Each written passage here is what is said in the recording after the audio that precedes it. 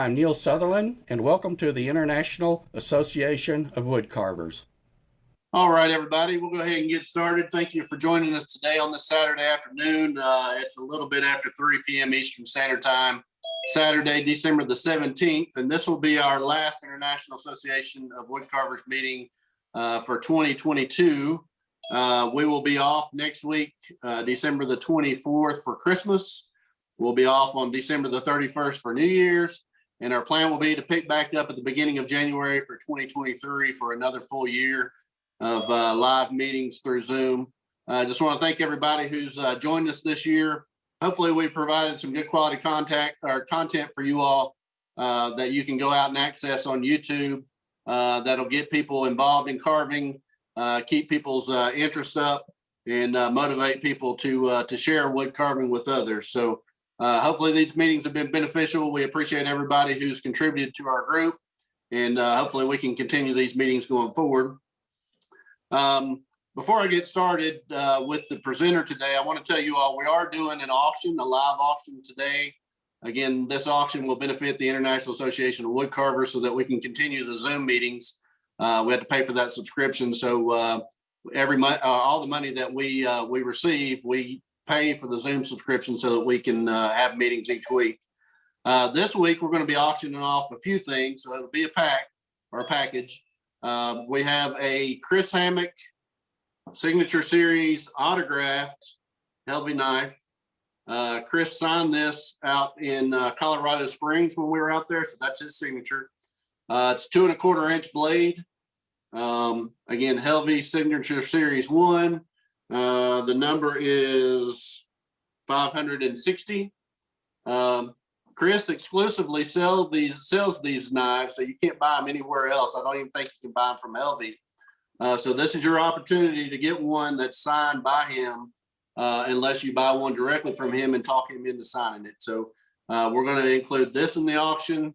I've kicked in one of my small Santa ornaments. It's kind of got a bad glare on it. Just a sleepy Santa ornament. Fred Pace, who's usually on here, did a little Santa ornament that we're going to throw in there. And then Betty Klein turned a pin, and we're going to include this turned pin in the auction. So it'll be a prize pack for all 4 of those things. Like we've done in the past, go ahead and put your bid in the chat. Highest bid will win. We'll close that out at the end of the meeting. We accept payment through PayPal. So if you're interested in that, go ahead and start bidding in the chat. And again, we'll close that out at the end of the meeting. Today on our meeting, we've got a special guest with us coming from Johnson City, Tennessee. Neil Southerland will be on with us in just a second. Before I start with Neil, I want to tell you a little bit about what's coming up on Woodcarving Academy. You can go out on their website and check out the workshops. And actually, if you want to sign up for the workshops, you have to reach out to the instructor themselves and get signed up. But you can go to Woodcarving Academy and check out these workshops, see all the information there. On January the 6th, Janet Cordell is going to be doing a Hitty Daw class. You can see the information about that class out there, but contact Janet if you're interested in signing up. On January the 14th, Ryan Olson is going to be doing a flat plane caricature carving class. Again, reach out to Ryan if you're interested in that class.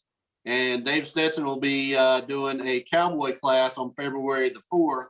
And again, you can see all this information out on Woodcarving Academy. Reach out to Dave if you're interested in signing up for that class. Some people offer cutouts, some people offer rough outs. If you're interested in taking the class, you'll need to get that information and get those things before the class starts. So reach out to them. Because this is the last meeting of the year, I just want to thank some of the people that sponsored us in the past. Helvey Knives, Chipping Away, you'll see their sign here over my shoulder. Woodcarving Academy, again, you can go out and subscribe to them. There's a lot of instruction out there. Some of the people that's on this meeting have classes that are recorded and they're out there available. You can sign up with them for 1 month, 3 month, or a year subscription. I subscribe. I go out and check it out all the time. It's a great resource for the carver that wants to learn and can't necessarily get out to classes. So try to check that out. And then the other sponsor is the Whittling Shack. If you're looking for specific tools, go out and check them out. They'll be happy to help you. Having said all of that, again, Neil Southerland's on with us today from Johnson City, Tennessee. Neil's a caricature carver. He's done quite well in the CCA competition. He's going to talk to us about his carving journey.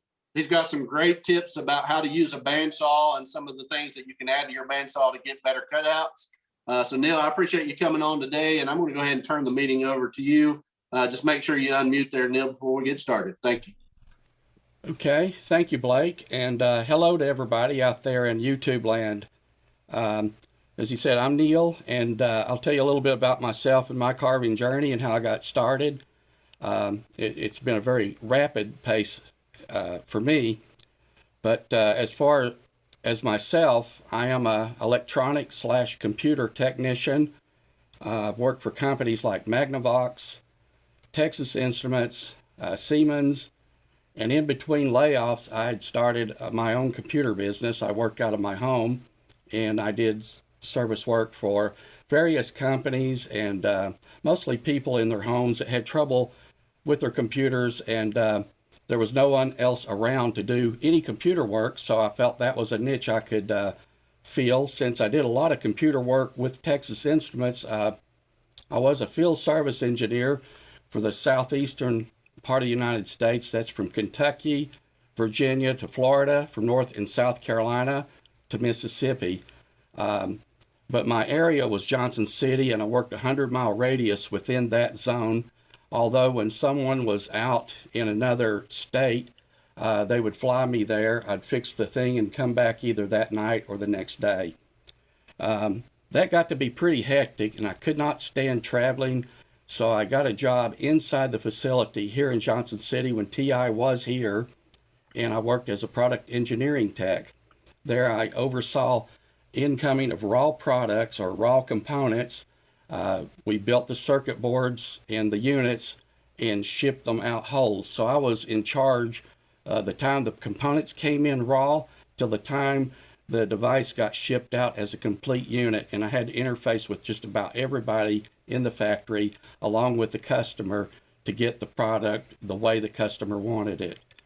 Then I worked with Siemens, and I did pretty much the same thing with Siemens, and there got laid off, and then I pursued the computer business once again, and now I can say I'm fully retired, and I can enjoy carving. As many of you can see on Facebook, I post a lot of them, and that's because I am retired and I have a lot of time to sit down and whittle. Now, some of my hobbies in the past have been radio-controlled aircraft. Started that in the late 70s and pursued it up until about 8 or 10 years ago.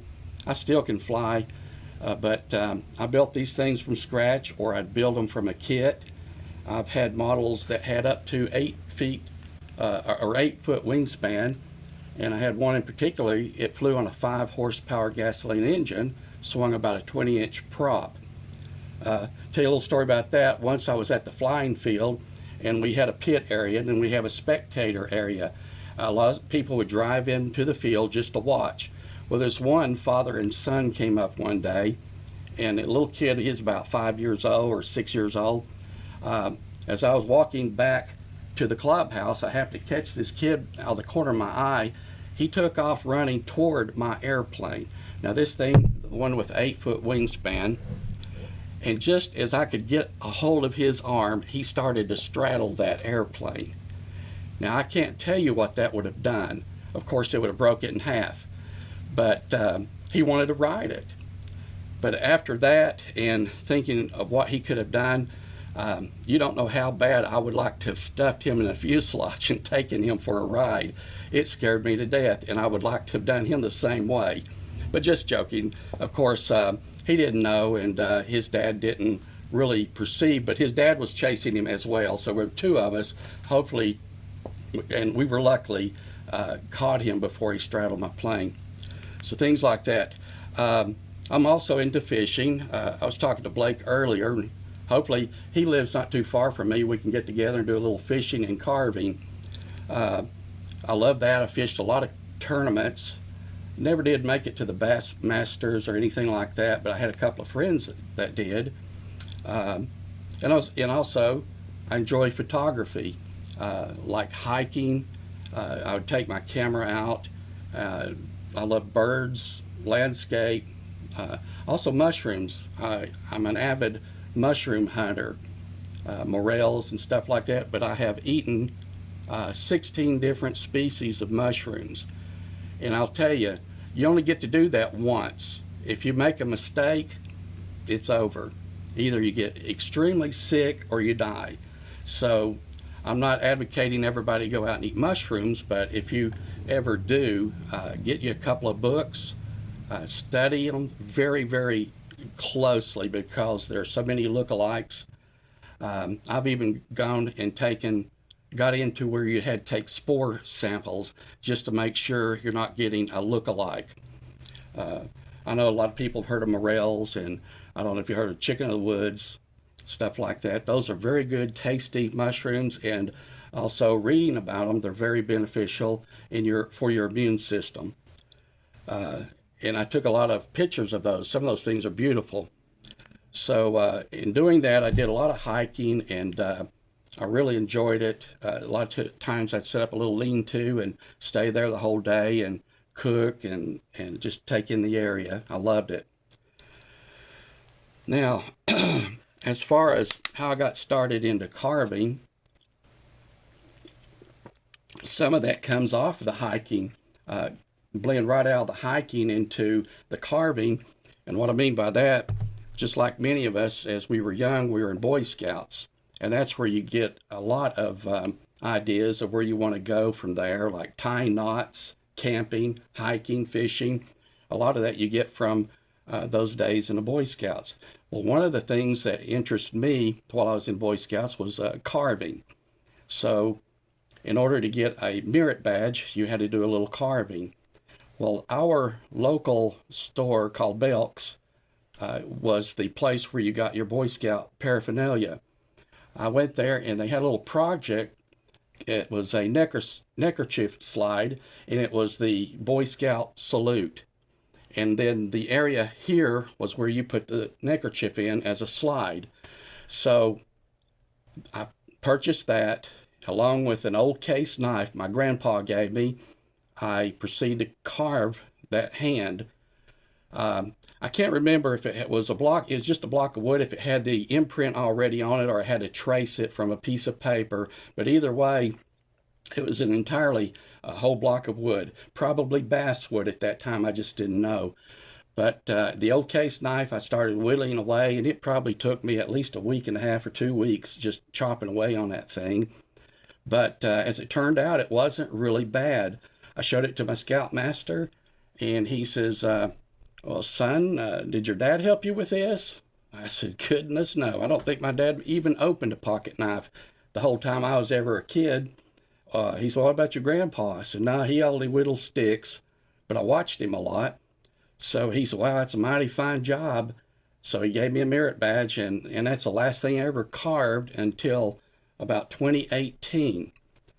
Now, where the hiking and camping and walking, all that stuff come in, and how I got hooked up with a guy named Doug Linker. I know a lot of you know him from his carving abilities and his instructional videos.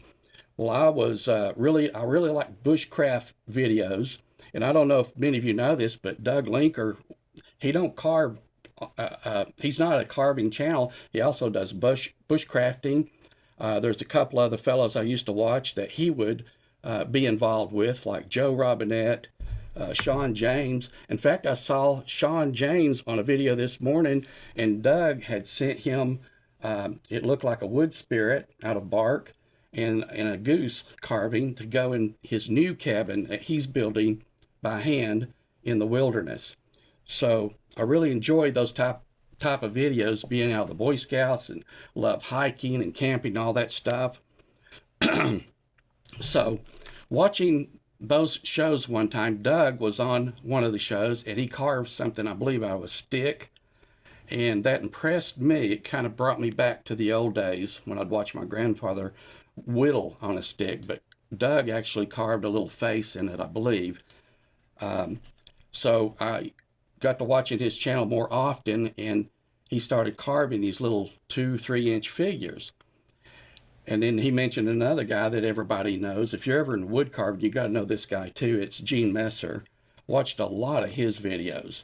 So between the two, I really paid attention. But really, another thing that inspired me, another fellow, was Lynn Doty. And I know everybody knows him.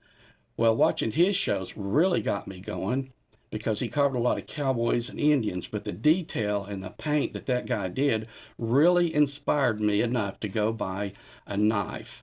I don't live very far from Gatlinburg and Sevierville, and there's a Smoky Mountain Knife Works in Sevierville. I stopped there and I got a little flex cut knife and a couple of gouges, and then I found some basswood at Michael's. Don't ever make that mistake because that was some of the hardest basswood I'd ever tried.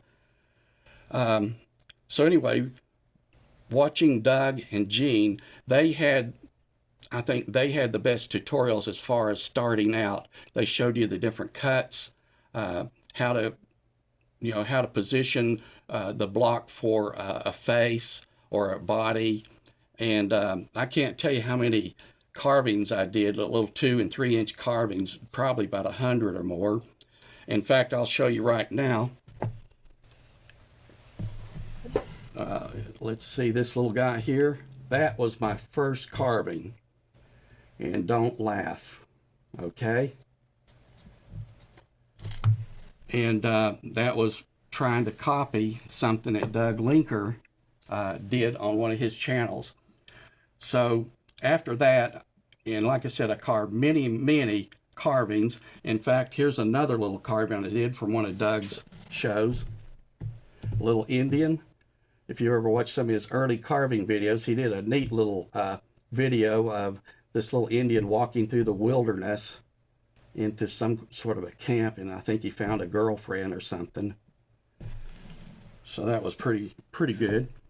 So what I liked about them, they had the specific cuts that you need to really learn. The stop cuts, the V cuts, everything that you need to start out with. And they were simplistic. And when you do things like this, you want to do something that feels like you're getting some reward back. I did a lot of them, and then I started people started calling me or contacting me on Facebook. Hey, I'd like to buy that. How much would you take for it? And 10 or 15 bucks, something just to get it out there and let people enjoy the carvings. And then I started selling more and a little bit more expensive carvings, and they helped buy my knives and gouges and paint. Wasn't much, but heck, it was fun to know. It's fun to know that somebody out there likes what you're doing.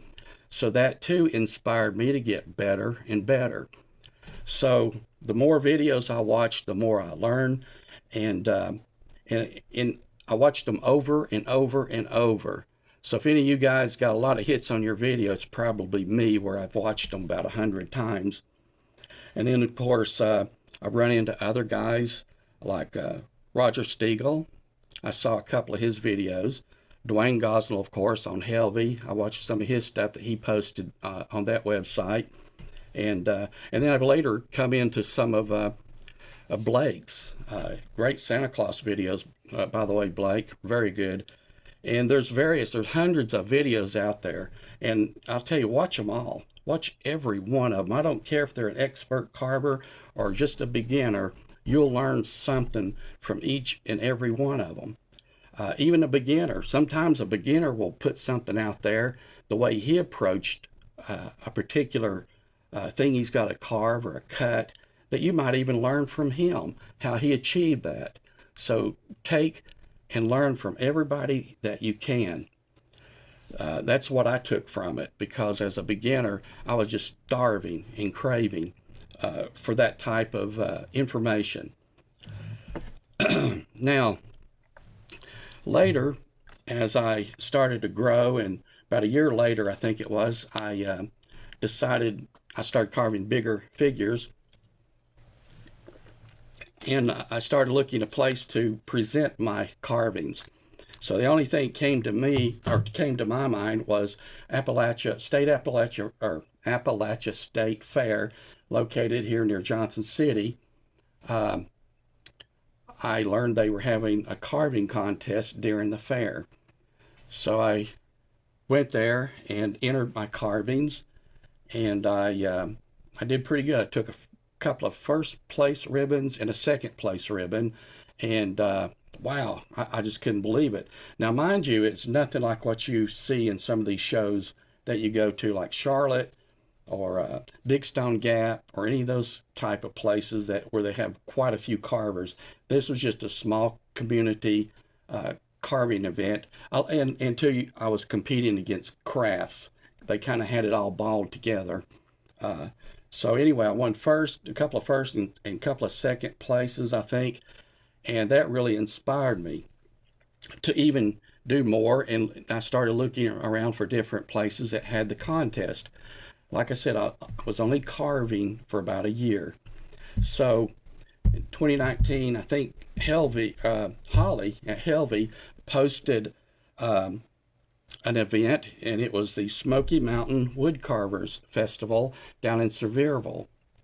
Well, I live in Johnson City, and that's only about an hour and a half from me, but my girlfriend only lives about 15 miles from there. And I thought, wow, I've got to go to that. It looks so great. I looked at their website, their Facebook page, and some of the carvings I saw there was just fantastic. So I loaded up a bunch of carvings and proceeded to go to that. And I went to enter, and only been carving a year. I said, he said, well, what do you want to enter? I said, novice. He started looking at some of my carvings. He said, oh, no, you need to go to intermediate. I said, well, what's that? He said, that's the next step up. I said, well, I've only been carving a year. Don't you have to stay in that category? He said, oh, no. In fact, I could put you in pro or open if you wanted to. And I didn't even know really what open was. Then I thought maybe that's the next step for pros. And so I said, okay, put me in intermediate. If I don't win, I'm coming after you. So I just kidding. I didn't care. I just wanted to go and see other wood carvings and meet other wood carvers. In fact, I think that's where I met Blake for the first time, is at the Smoky Mountain Wood Carvers in 2019. And along after they got my carvings entered, then they had all these exhibits. Had vendors, so I got to see equipment or see tools that I haven't laid hands on before. Everything I've seen up to that, I'd gotten off the internet. So, and magazines, golly, they had everything. I was just like a kid in a candy store. Then you've seen all these guys had their booths set up, all these wonderful carvings, and I'm thinking, oh wow, if these guys have entered the event, I don't even stand a chance. So then one fellow in particularly I'd seen on the YouTube videos, and I got to meet him there for the first time, and that was Gary Phelan. So, of course I was going to ask him stuff and take in all whatever knowledge I could get from him. And he asked me, did I bring anything to enter? I said, sure. He said, would you like me to critique it? I thought, you're going to take the time out of your schedule and critique my little carvings? I said, sure. And then he looked at me before he left, and he went around the corner where the carvings were, and he said, now, do you want me to hurt your feelings or make you happy? I kind of looked at what? Oh, hurt my feelings. Because at that time, I wanted every bit of information I could get that would make me better. So I'm telling you the same. If you ever want to grow, take your carvings to a contest. They will critique them. They will let you know what you've done right. They'll let you know what they've done wrong. So anyway, I was very impressed to get to meet somebody like Gary Phelan and his caliber of carving and his skills to critique my carvings. So did he hurt my feelings? No, not at all. He told me what I had right. He appreciated that I had some good carvings, and he told me what I did wrong. And at that time, it was my painting. And he says, lay off the paint. Make sure you water them down, and you want to be able to see the wood grain. So I took that in consideration, and he was right. I was very heavy on the paint because I tried to cover up some of my carving mistakes.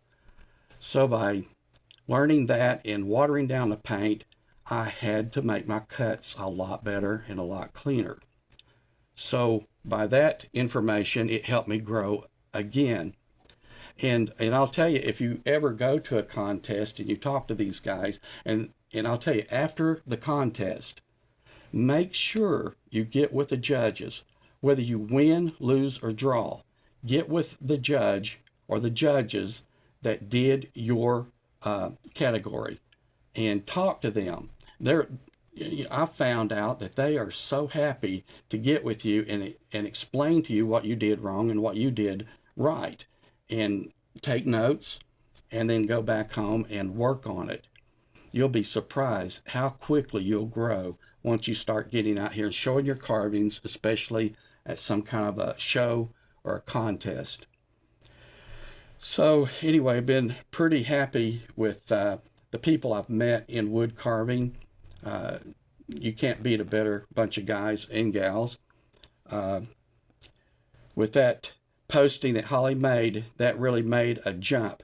So while I was there talking to Gary, he says, you need to come to the roundup, the Renegade Roundup. And I had seen a bunch of videos about it, but I didn't know really what it curtailed or how to get there particularly.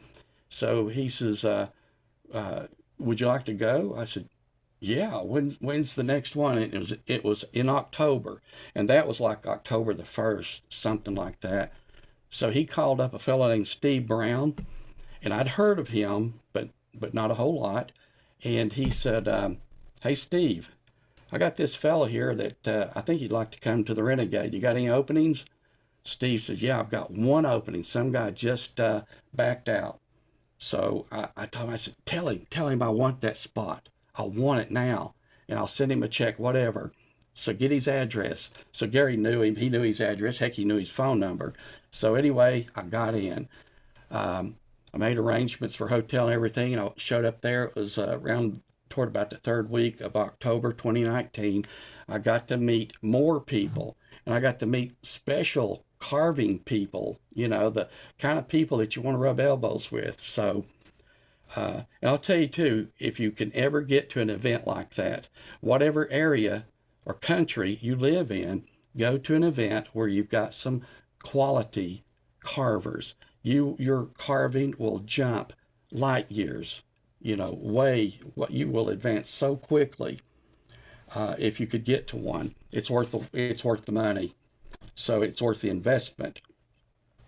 So while I was there, I got to meet people like Gary Phelan, of course, Mitch Cartledge, Wayne Larimore, Chris Hammock, Ryan Olson, who was on like a couple weeks ago, Jim Heiser, I think he's president of the CCA now, Bob Thurston, he just became a CCA member, Roger Stiegel, of course, and Dwayne Gosnell. All of them I count as friends now, and just a couple of short years ago, I didn't even know who they were. But if you have a chance and can ever get to an event like that, do it. It will, if you intend on staying in carving, it will help you out so much. Now, I'll show you, I showed you a couple of my beginning carvings, and I'll show you some that I've done in the past. I'll start out with this little guy. This is one I think Blake posted the picture in for the advertisement of this meeting, although that one was not painted. That's what it looks like now. And this is a pattern out of, gosh, I forget now. I say some of you know, I forget. It's a miniature version of Harold Inlow. Yeah, I got that out of one of his books. I scaled it down a little bit. I think his is much taller. Then this little guy, I've done real well with him in some contest. I've posted him on Facebook before. I won several blue ribbons and a couple of red ribbons with him. Won first place with him in Charlotte. That's a great show. That was the first time I ever went, was back in spring of this year, and I loved it.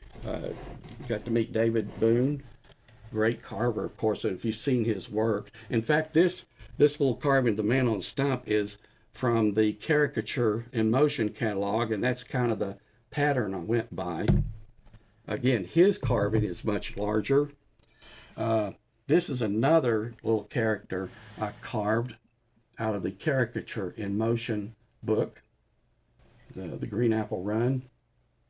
I enjoyed this carving. It's difficult, but you know, have you ever had some of the pieces of wood that just worked with you every bit of the way? Then have you had some that fought you every bit of the way? Well, this is one of those little projects. Now the body is cut completely out of one piece of wood. The hands are separate. The head and hat are one unit, but they're separate. And that getting that angle with the leg kicked back and everything, it was hard, but it was fun. And because of the wood was so good, it made the project a little easier than what you would think, being all those different angles. So I really liked that. I had fun. And I think that was a Phil Bishop. Did I mention that? That was from Phil Bishop, the one he did. I've never seen the original, but I'd love to. Then another little carving I really like, and I did a first place and best of show, or best of caricature in Charlotte. And it's a little guy I call it's a drive-by Old West style. You know, think of a bunch of gangs driving by and shooting. Well, these guys shot a couple of arrows at him. It got his canteen. Water is dripping out on the dirt. And the fellow was out in the field working. There's his shovel and his little box of wheelbarrow full of tools. He's just kind of leaning up against having a smoke, and the Indian drove by or rode by and shot him full of arrows. And one thing when you go to these events, make sure you get a copy of the rules. Some, I've not been to one yet, but some of them, I guess, I don't know, but I take that a lot of them will take away from the carving if you have non-wood items, like this little fence I made out of jewelry wire, the barbed wire. We got in a discussion in Charlotte about that. And I was talking to one of the guys there that signed the carvings in. He said, I don't know about that metal.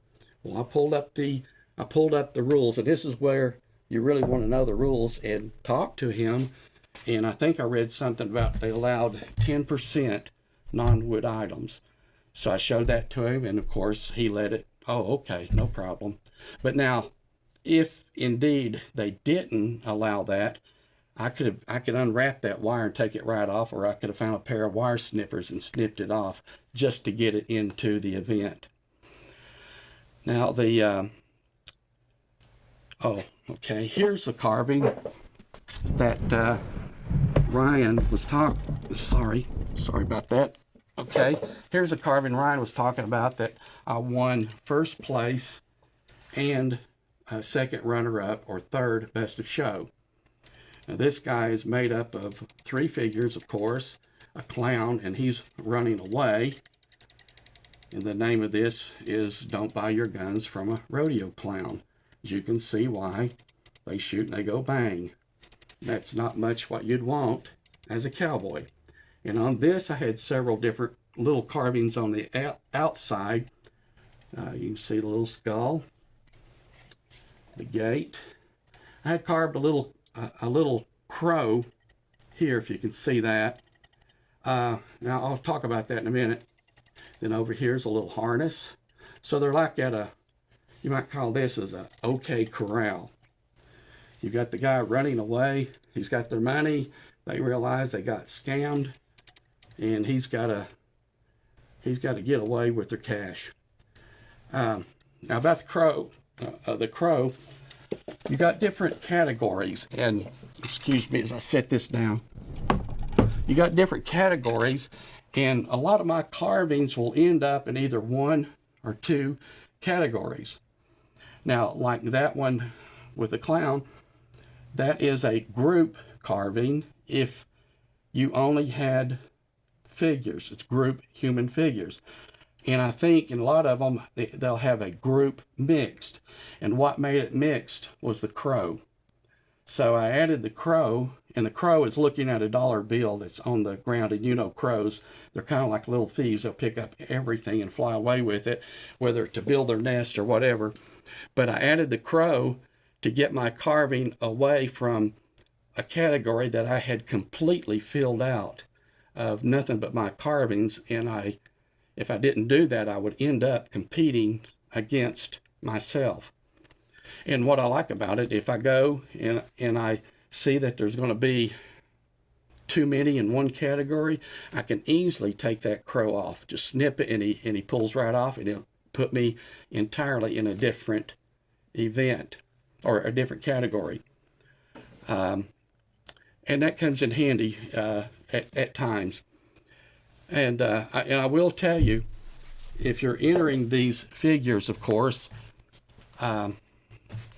you want to pay attention to the detail, but when you enter a single figure, you're going to get judged accordingly.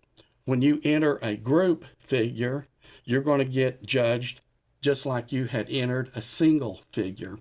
Now, a guy could come in and have a group carving like that, and a guy have a single. If this guy done an immaculate job on the single figure, and you come in and you brought all these different little features in your carving, the diorama, this guy could easily win if you screw up on 2 or 3 items in your carving in the group. And so when you do one of these scenes, you really want to put the detail in it as much as possible, because you've got more there to judge and you've got more there to take away points. But if you do real good, you've also got more there that will help you, as opposed to some guy with a single figure. So you want to think of that when you start entering your entering the contest. You want to see what categories they have and try to have 1 or 2 carvings in each category if you can. That really helps, because I took one to the Renegade, and if you ever go to the Renegade, they have a contest there, and it's winner take all usually, and you're allowed up to 2 carvings. They can even be a rough out or something you design yourself. Something you design yourself works a lot better, but either way, they still take them in. And what you do there, if you win there, you win a CCA award. You get a nice ribbon, and your name goes in towards a draw, or I don't know how they do it, but then they pull your name out, and if you win there, you get like a $150 certificate towards anybody out there that's teaching, like a CCA member. You get that, you can apply that to lessons from them. So if you know anyone in your area that teaches, you can ask them if they would take the certificate and get you some carving lessons. I haven't talked to Steve. I might be able to take that certificate. I won one. Take that certificate and trade it in toward the roundup. I'll hit him up next time going in the spring. So that's something to think of. Then now here's some more of my earlier stuff. These guys I call, they're the flatheads, and there's Joe, Larry, and Dumb Dilbert. Joe, the plumber, you can see the crack. Larry, he's like a renter, what do you call, slumlord. And then Dumb Dilbert, he just does whatever these 2 guys do. But anyway, these are some of the little figures I carved while watching Doug Linker and Gene Messer. Just something to play around with. Now, just recently, I posted this little guy. Carving animals is a whole different thing. This little turtle, he's going to be part of a scene. Yeah, would you like to stick your finger in there? Ah! Okay, and now this is something I'm working on right now. Now, I cut this thing out on the bandsaw using a device I'm going to explain here in a few minutes. So now the head is separate. and the little brush is separate. I carved the body and hands out of one piece of wood, and I did not like the way the hands or the way the arms were. I had to tweak them. So this one I had to cut off, and I glued it back on and recarved it. And then that one didn't match this one, so I cut it off and recarved it again. But it was one piece of wood at one time. I just did not like the way the arms were. I just couldn't get them to cooperate.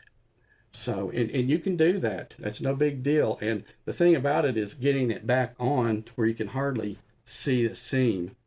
And this guy's going to be nothing but bare skin, so you really got to work on that. Now, if it were sleeves or anything like that, you could put a seam right there and it looks just like a hem. But this is going into a future seam, a future diorama. So that's about, oh, one other. Now, something else at the Roundup, they offer these side classes. They'll have painting classes. They even have sharpening your knife class. And then they'll have some pre-classes to some of the events where there'll be other carvers come in and give you a 1 or 2 day carving class, one-on-one type of deal. Now, Rich Weatherby, he gives a clay class, and I took that one year. And I wanted to be able to carve a guy, like in a rodeo where they're roping calves or steers or something like that. So I had Rich help me with this guy, as if he's on the dirt and you can see him, he's got a rope in his hand and he's tugging on a cow or a calf. Okay, so I just couldn't get the idea in my mind of how to do that in wood. So he helped me with this, and I used this as a pattern or as a go-by, and I come up with this little guy. And I don't think I've ever had him in a show. If it has, it's been very small. But you see this guy here? How he's sitting on the ground and he's got the rope in his hand. Only he didn't have a cow. He's got a big old goat. You can see the goat is trying to jump out at you. It looks like 3D, right? And of course the goat, he's pulling so hard on him, the goat left a little deposit there. You got this little kid watching his dad or uncle or somebody standing on the fence. But you see that shape? That's what, in my mind, I just could not get it, visualize it in wood. So this little clay class helped me a lot. So there's that. Okay, now that's pretty much all what carvings I've got here to show you. So what I'll do, I'll talk about some of my painting techniques and what I do to get the paint the way it looks.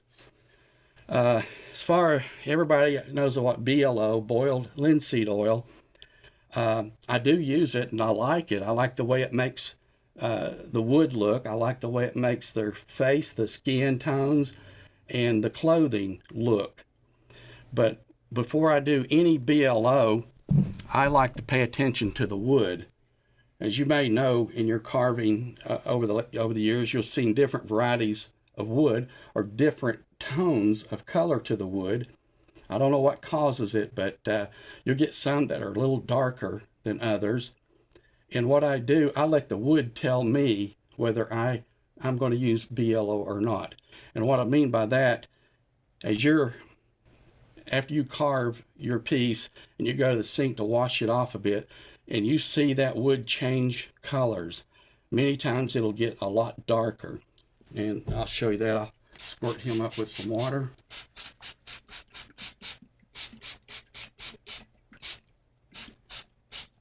Now, I hope that's a good example. Now notice, look at his face. It stayed pretty much white. And look at the body. It went to a totally different color. Now, I let that tell me what I need to do, particularly on the skin. That's the main thing, because if the wood is real dark in the skin or on the face where you need that skin tone, if it's real dark, I usually don't put BLO on it, because when you put BLO on it, now this is going to dry and it'll go back to a pale appearance, and that's fine. But if you put BLO on it, it's going to stay dark, at least what I've experienced. and it's hard to get a good skin tone. And if it is real dark like that, you're going to really have to lay a lot of the watered down paint. And if you know, skin tone is hard. It's hard to get a good skin tone, and the more paint you put on it, it might not look good. Although it don't bother me. I'm a heavy painter. I've lightened up quite a bit since Gary got on to me, but I'm still like a little bit more paint. But I don't put any BLO on the areas that I want my skin to look really good. And although I love the way the paint I use, the mix I use works pretty good with BLO, unless it's a dark wood. And if it turns dark when you wet it, it's going to be dark when you put oil on it. So keep that in mind. So if I do use BLO, I go ahead and apply that. Sometimes I'll let it tack off and then take a paper towel and wipe it down and paint it right there immediately. And it depends upon what type of look I'm going for. Sometimes I found if I paint it immediately, and while it's still kind of wet oil, instead of letting it sit overnight, I get a certain texture. And I really, really like how BLO, like on boots, it really gives that boot a leather texture if you put BLO on and then paint it pretty soon after you've applied it. I did a cowboy holding a saddle one time, and when I posted that picture, everybody said, "Oh wow, that saddle looks just like leather."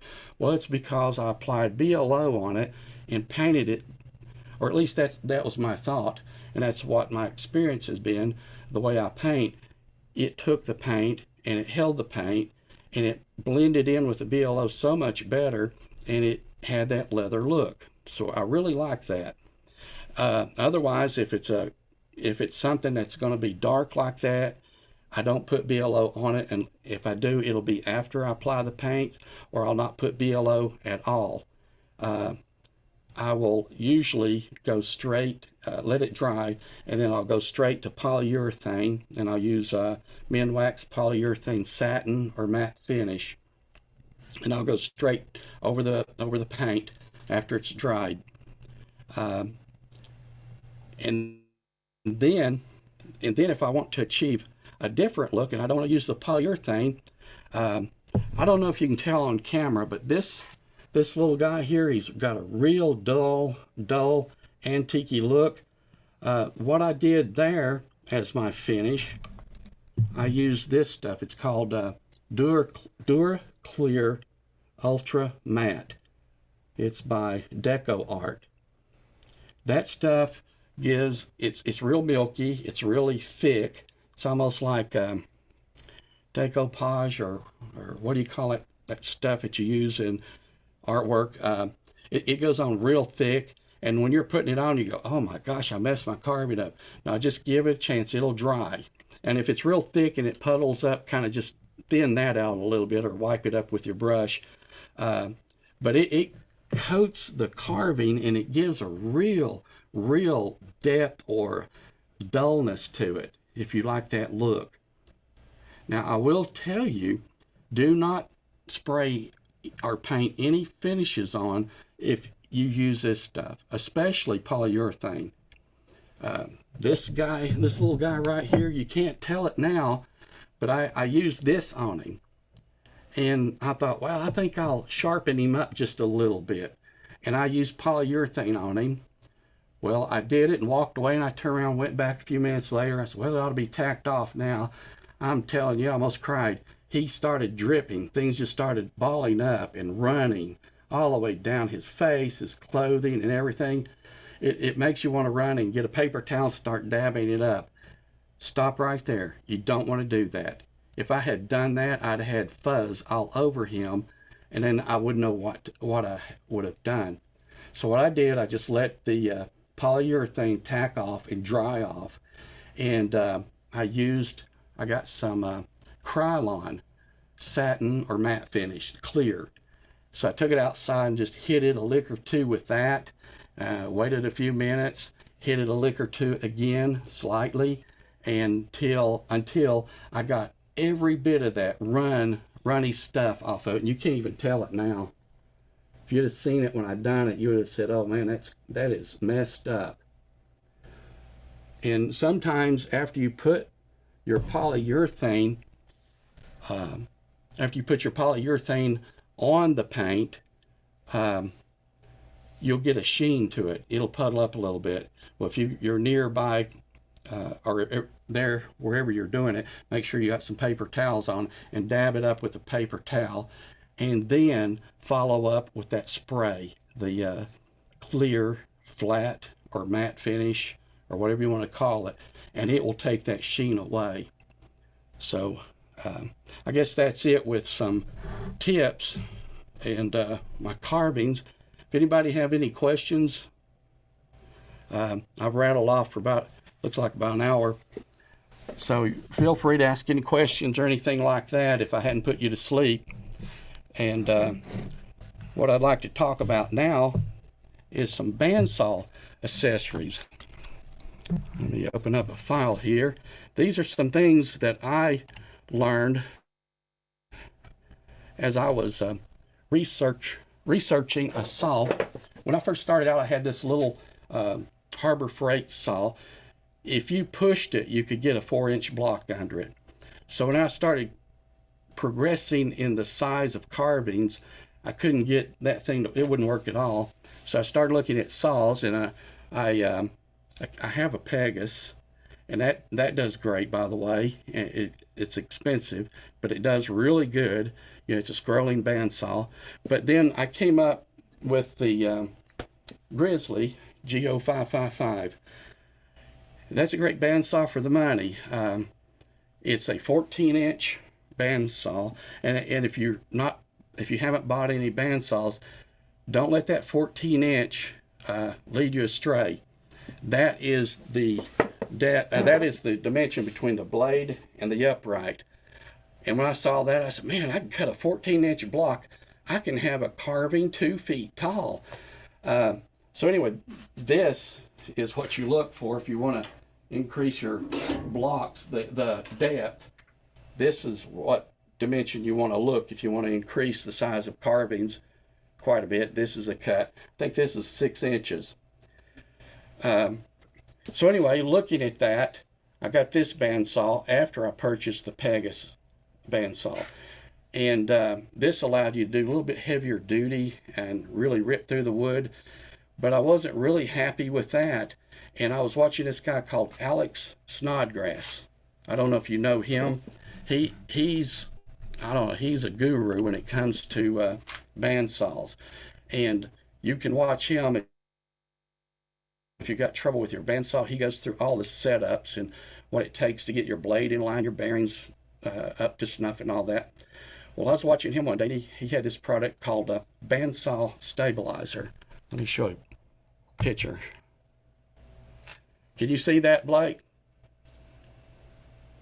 Yeah, we got it. Go ahead, Neil. Okay. Oh, I'm sorry. That's not it. I'm sorry.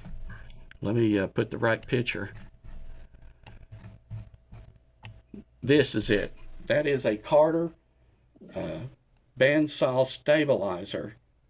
That is really a nice thing to purchase once you've got your bandsaw if you want to get a real tight cut. I'll talk about that in just a minute. Another accessory I like is this. It's called the Dust Deputy. And what it does, if you do a lot of cuts on your bandsaw or anything that creates a lot of dust in your shop, this Dust Deputy works like a little cyclone. And I've got it hooked in between my bandsaw and my shop vac. And what's nice about that is it collects the tiny particles and deposits them into a 5-gallon bucket, and the bigger chunks go into your shop vac. Now, what does that do? It keeps your filter cleaner, and you don't have to take it outside and blow it out so much, or you don't have to run to the store and get another filter as often. And since I've been using that, I think I've cleaned my filter out 1 or 2 times in the past. Sure, I've had that over a year. about 1 or 2 times I've had to clean my filter out. I think it's about due now. But the bulk of that real fine dust that clogs your filter up goes into the bottom of that 5-gallon bucket. So if you buy one of those, you got to buy a 5-gallon bucket like Lowe's or Home Depot. They've got those, and you mount this to the lid. And then you get you some coupling hoses. Now, it's not as good as one of those large shop vacs that you see standing in a corner in some of these nice, elegant shops the people have, but it does for a small shop like mine. I'm in the basement right now to do this video. I've got my car parked on the outside so I can have room for the cameras and stuff. But that's a great little device to have. And something else is this. This is a remote. I'll get you back over here. Okay, this is a remote that like a garage door opener. Listen to this. I'm sure a lot of you guys know about these, but the ones who are just getting into carving and setting up their shop, this is a great little device. It's like 20 or 30 bucks, something like that. And what it is, you get a unit you plug into the wall, then you get your cord, your extension cord from your vac, and you plug it into the unit. And it acts like a little light switch where you can turn on by a remote. And that buys you like some distance between your vacuum cleaner and your bandsaw. Or if you're like me, I'll use my shop vac, and I've got a long hose on it, and I'll vacuum off my stairs going up into my house, my living room, and I'll vacuum off the stairwells, and my vacuum can stay here, and I can flip it on and off with this little button. These little details like that, they don't cost a whole lot, but boy, I tell you what, they can save you a lot of time running up and down the stairs to turn on the vacuum cleaner, or something got stuck in it and you need to turn it off, or the phone, you got a phone call, you got to turn off the vacuum instead of running up and down stairs or running to and from in your shop. Great little details, great little unit. Now, with the stabilizer, let me go to the other camera. This little unit here, wait, let me adjust my camera. There. This is the Carter Products Blade Stabilizer. This one for my bandsaw cost me about $89. Now you can take this and up your bandsaw cutting radius tremendously, as opposed to spending $1,400 for a Pegas. Pegas is great. I love it. And for cutting details like a small pistol or a rifle or anything like that, you can't beat them. But if you want to really, if you don't have the room for a Pegas or the budget, this little thing that you can add to your bandsaw greatly enhances the cutting skill. Now the only problem is it only works with a 1/4 inch or less bandsaw width. So if you've got a 1/2 inch bandsaw blade, you'll have to take it off and use a 1/4 inch or less. Now the one I'm using is a 3/16 inch 4-tooth skip. And what that does, using that alone will help your radius and diameter cutting quite a bit. But then you put a blade like that on this stabilizer, and you'll see in a minute just how well that'll cut. Now Alex Snodgrass will show you on a video. It's real easy setup. Show you how to set one of these up. And it's very simple. All you have to do is make sure you're already got your blade running in the center. Get that in the center and the top of the crown of the wheel, and get it as tight as you can. And what you'll do, you'll take off all the bearings.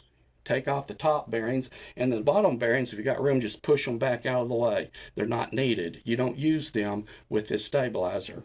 And then the thrust bearing, you push it out of the way or take it off, depending upon what you've got and how your bandsaw is set up. And what I found, if you can't find your bandsaw model on Carter Products webpage, give them a call. I couldn't find mine for some reason. Called them up, and the lady says, "Oh yeah, I've got it right here." Boom, boom, boom, and sent it right out to me. So, but anyway, now one thing I do know in this, if I find my tape measure, uh, on mine I lost about a ½ inch of depth.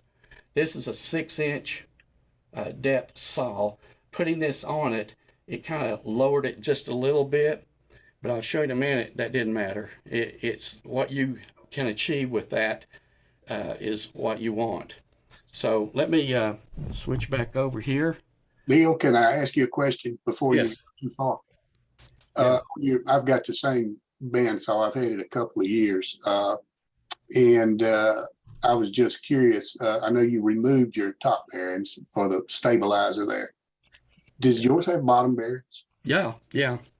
Mine did not come with bottom bearings. And I just didn't know if that was normal or if they didn't put it Oh, on. really? Yours didn't? Yeah, I did not have bottom bearings on it. So Is that a GO555? yeah. Yeah. Oh, I'd contact Grizzly and see why. But I like the idea of the stabilizer where you Yeah. go. So Yeah, if you go, I won't need them anyway if you're no, but if you ever have to go back to a bigger blade and do some rip sawing, you'll need those bottom bearings. I don't see how you got around with I that. don't think I'll ever use it for that. I have the same setup as you. I use a 3/16 inch Skip tooth? skip tooth. Yeah. Right. That's great. That's great. All right. Well, I was just curious. Mine did not have the bottom bearings with it. Well, I'll be darned. Okay. It may be, I hope they haven't, they might have changed the design, but mine sure has them, and I don't know how it would work tracking wise, but It doesn't give me any problem. It really doesn't. But I was just curious, well, am I supposed to have bottom bearings? wow. Wish I'd have known that because it takes a lot of time setting these things up, especially those bottom bearings, don't it? Yep. So anyway, this thing, and what it is, once you set your blade, get it in the middle and tracking properly on the wheel, then after you've taken out your upper bearings and pushed the other ones out of the way, you install this little device. And what you want to do, and it'll show you in the setup, like I say, I'm not going to go through it, but I'll tell you about it. You'll take and push it forward to where it's riding, there's a groove in this bearing, and the back of the blade will ride in that groove. And what you want to do, you want to load the blade by pushing it forward about 1/8 of an inch, and then you tighten it down. And what that's going to do, when you turn on your machine, it's going to push the blade forward on the wheel. So just be prepared. Have your hand back there on the turn, the adjustment for your tracking, and be ready. Start twisting that thing and get that back into the center of the wheel. Get your blade tracking back into the center, otherwise it might push it off. I think I pushed mine off and had to put it back on. But if you get that thing ready and start tightening it up and get it back in the center of the wheel, so that way that thing is running on that bearing the whole time. Now they'll tell you don't do that on a thrust bearing, you'll burn it out. But from what I understand, these are high-speed bearings and it will not harm it. And what I like about that is whenever you're doing a bandsaw cut and you're doing some tight turns and you go to pull it out, with that being sprung on there, you can pull it out easier. And that's one good feature. The other bad feature, like I said, you might lose some distance, but what you pick up in return outweighs that problem. So I'll let me set this up, go to the other camera. Can you still hear me, Blake, Doug, or Dave? Yeah, we're good. Yeah, All gotcha.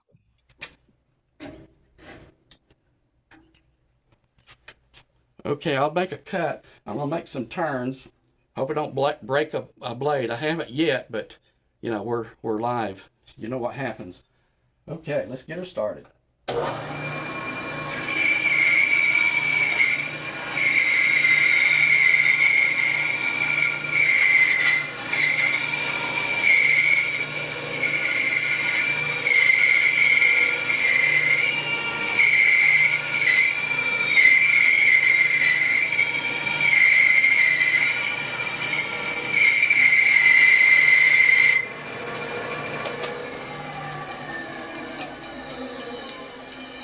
Now I'll work through that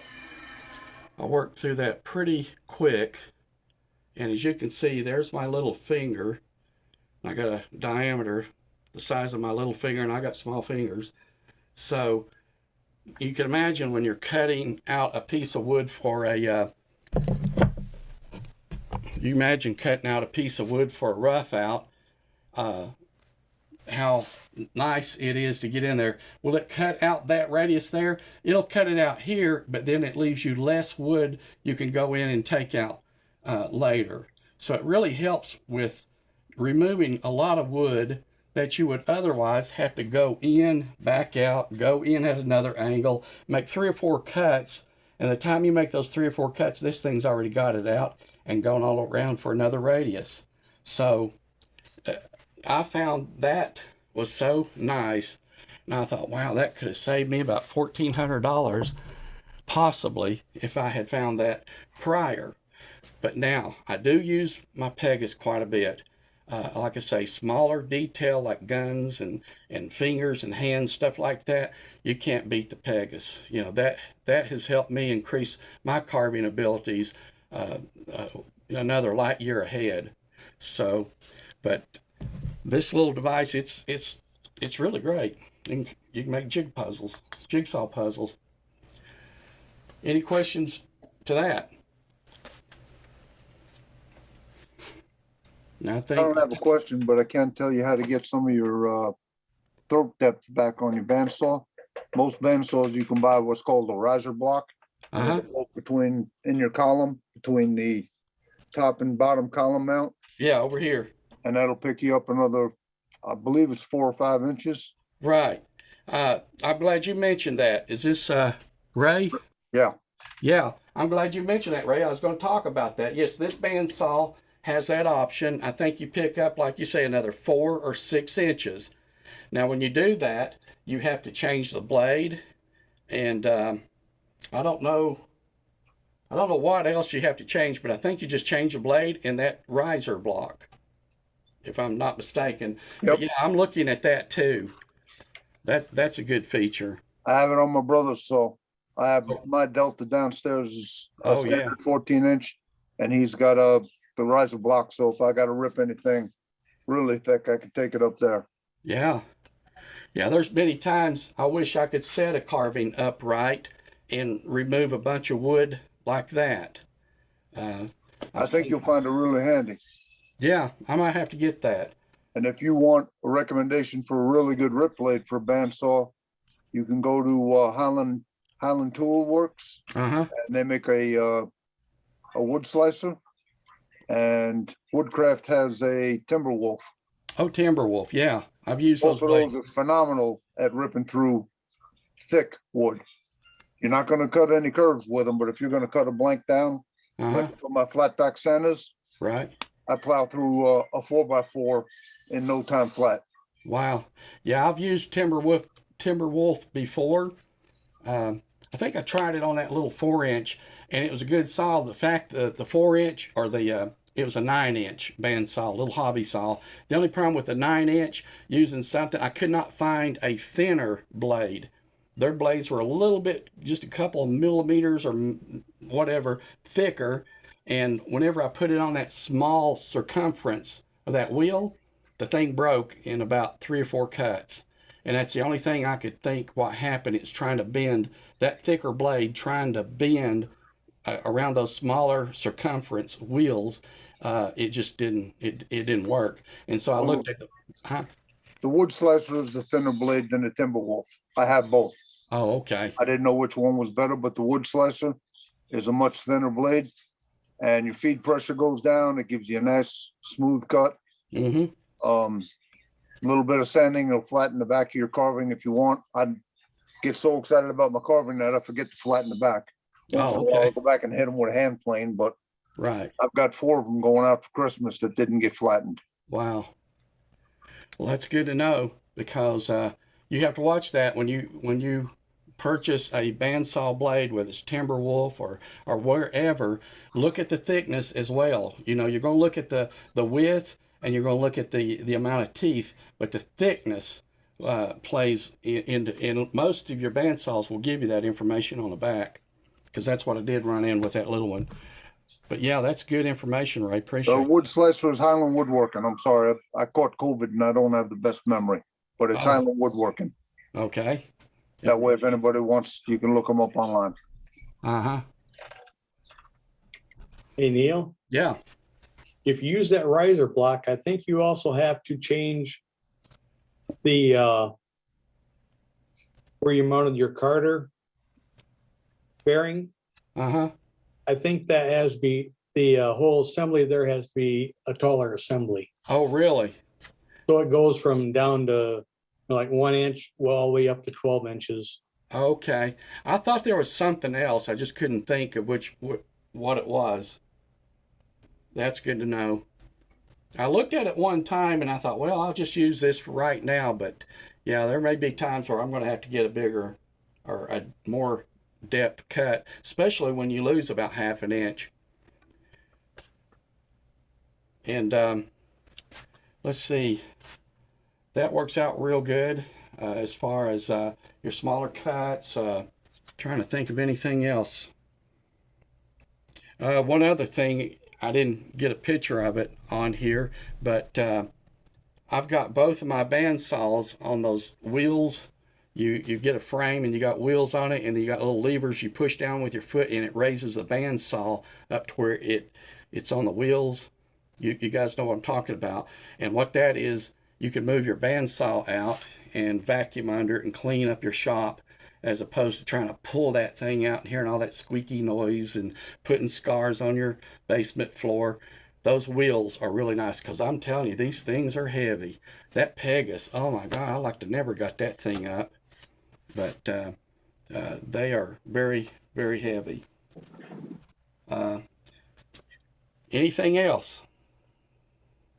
Neil, we're coming up on about 15 after 4. Just a few more minutes on the chat bid for the auction. Any other questions for Neil today? Where are you on the bid? So right now we're at $320 on the bid. Holy cow.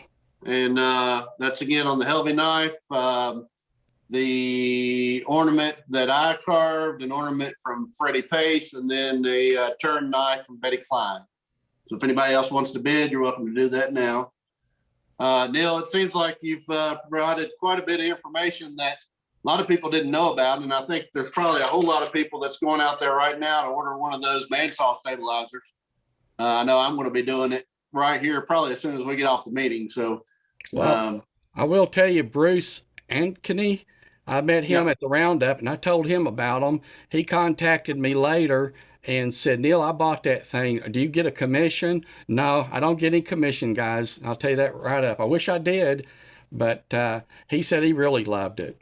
Yeah, and Bruce is on the meeting right now. I see him on there. So yeah, he's waving at us. I've been running one of those stabilizers for years, and the biggest bonus I've gotten out of it is I'll get 10 times the blade life. Oh, I'm not breaking blades like I used to anymore. Yeah. Even without the turns, I was busting blades. Now I'll go through 2 or 3 blades a year, whereas before I was like 1 or 2 a month. Oh, that right there was worth it. Yeah. Well, hey, John, that's good information. Hey, by the way, I enjoyed your video too. And I was going to tell you, I need to live next to you. The way your knives cut, you could give me some lessons on sharpening, buddy. Thanks, Neil. Yeah. Enjoy your flat plane. What's the name of that stabilizer again? Okay, let's see if I can put it back up on here for you.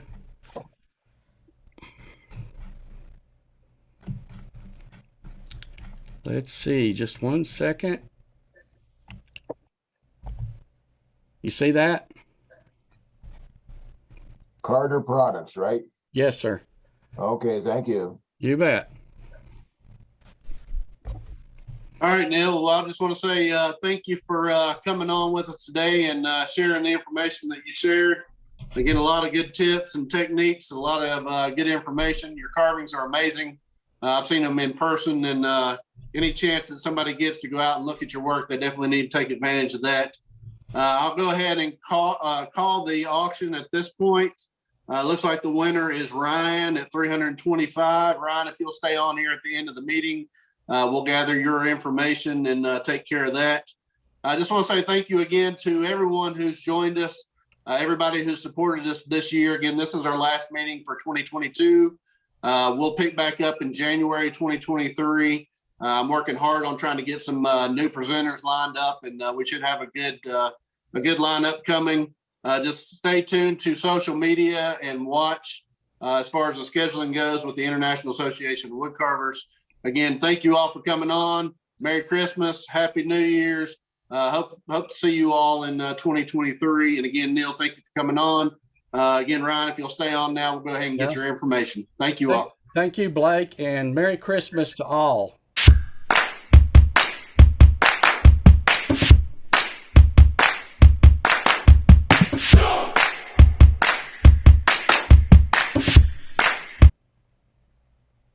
Just like that, he's a pro. One and done. Take is good. He don't need more than one take. No, really? Is that all right? One take wonder. That's good, it, brother. That's it. Yeah. Woo! Perfect. See.